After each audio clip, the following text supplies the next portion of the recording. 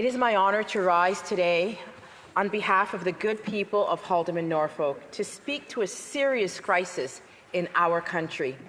10 years of irresponsible Liberal crime and justice policies have led to communities across Ontario and across Canada grappling with growing violence and brazen crime in their neighbourhoods. The consequences of these policies are real. Since 2015, violent crime is up 55%. Firearms crime is up 130%. Extortion has skyrocketed to 330%. Sexual assaults are up 76%. And homicides are up 29%. When I ask this government to address their record and commit to reversing laws like Bill C-75, which allowed repeat offenders back on the streets, I reference the tragic case of a 29-year-old, Greg Picella. He was a young constable killed by a repeat offender released on bail. This assassination of this young police officer in the line of duty happened in Hagersville, Haldimand County, which is a community that I represent. His loss rattled the community. The outpouring of sadness, the support and the tribute for this young constable at the beginning of his career and his life was both heartbreaking and deeply moving. Mr. Speaker, too many families are grieving with unimaginable pain because they lost a loved one to violent crime. The truth is that the same violent offenders are released back into the community, sometimes within hours of their arrest.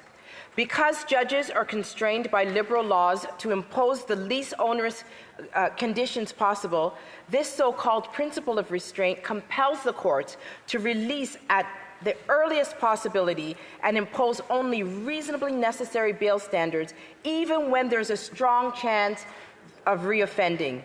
Instead of addressing my concern about this very real concern, the Parliamentary Secretary ignored it entirely. When more than half of Canadians no longer feel safe in their own neighbourhoods, my constituents expect seriousness from this government, not non-answers and not silence. The uncomfortable truth is that this Liberal government has undermined safety and justice in Canada by imposing its ideology on the justice system, resulting in preventable deaths. Yeah. Canadians, including victim advocates, provincial governments, police associations, have long been calling on this government to fix what it broke. Will the Liberals finally adopt our full Conservative plan to end the scourge of violent crime by passing the Conservative Jail Not Bail Act and repealing Bill C-75? The Honourable Parliamentary Secretary to Minister of Justice and Attorney General of Canada. Thank you, Mr. Speaker. Thank you for this opportunity to rise and debate this important issue. I also want to thank my colleague opposite for raising a concern that we actually share: the safety of Canadians and keeping violent repeat offenders off our streets. First, Mr. Speaker, we must recognize the tragic murder of the 29-year-old Constable Greg Picella. Our thoughts are with his family, colleagues, and the Haldimand Norfolk community. No family should endure such a loss. Such tragedies remind us that keeping Canadians safe is our solemn duty. Mr. Speaker, it is important to clarify a persistent misunderstanding about former Bill C-75. Contrary to some claims, C-75 did not alter the fundamental law of bail in Canada. What it did was codify key principles already established by the Supreme Court of Canada. The law has always been clear: no one should be released on bail if doing so would compromise public safety or undermine confidence in the administration of justice. That's clearly established, Mr. Speaker, under Section 515, paragraph 10 of the Criminal Code. In fact, the argument presented is self-defeating.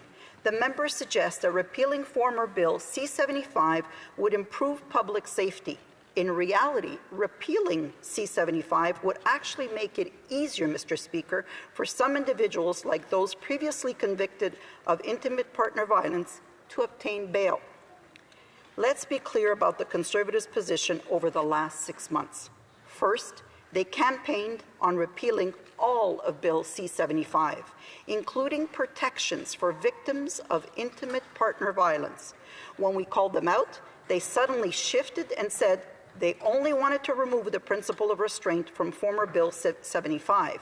And now, their own justice critic publicly states on social media that he is open to amending the principle of restraint. 3 different positions, Mr. Speaker, over the last 6 months.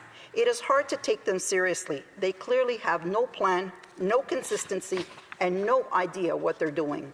Meanwhile, on this side of the House, the Minister of Justice has spent months working in consultation with law enforcement, provincial and territorial partners, constitutional experts, and victim advocacy groups, building a consensus on how to keep violent offenders off our streets and accountable to the public and protecting individuals and victims. Canadians want solutions, not slogans. They deserve careful, evidence-based policies grounded in Canadian law and not imported ideas.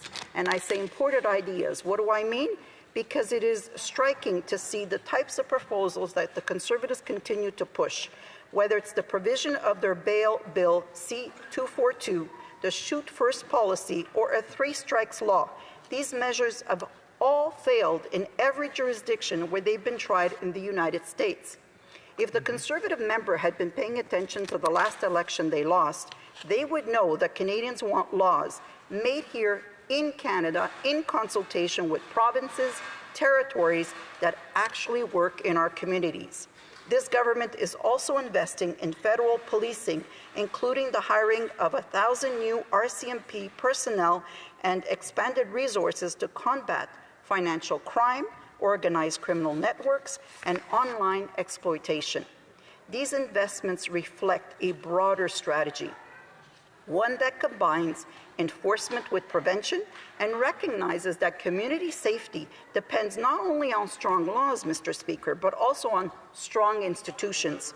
Norfolk. Thank you, Mr. Speaker. I thank the Parliamentary Secretary for that response, but the Liberal government has been in power now for 10 years. Why are they now putting forward half measures to address the mess that Bill C-75 has caused? The government rejected Conservative proposals to strengthen bail laws to protect our communities, yet it is now repackaging some of those same ideas as their own, showing that they care more about political credit than the real accountability for their failures. Despite the tough talk, it is just not enough. Violent criminals will continue to be released if the Liberal principles of restraint in Bill C-75 remains. It is time for this government to take responsibility, to show they care about protecting Canadians by working with Conservatives to end the Liberal bail experiment and restore safety to our communities. The Honourable Parliamentary Secretary to Minister of Justice and Attorney General of Canada. Mr. Speaker, Conservatives just aren't telling Canadians the truth about the principle of restraint. Whether it's in the criminal code or not, it exists in common law.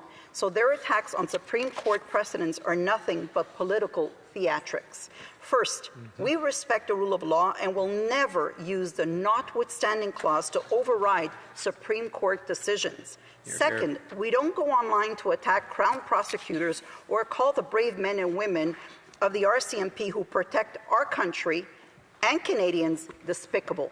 Third, unlike the member opposite for Haldimand Norfolk, we don't present petitions calling for Canada to withdraw from the United Nations and World Health Organization, showing just how extreme Conservatives are willing to go. That's the difference between this principled Liberal government, Mr. Speaker, and the Conservatives' reckless politics. Thank you.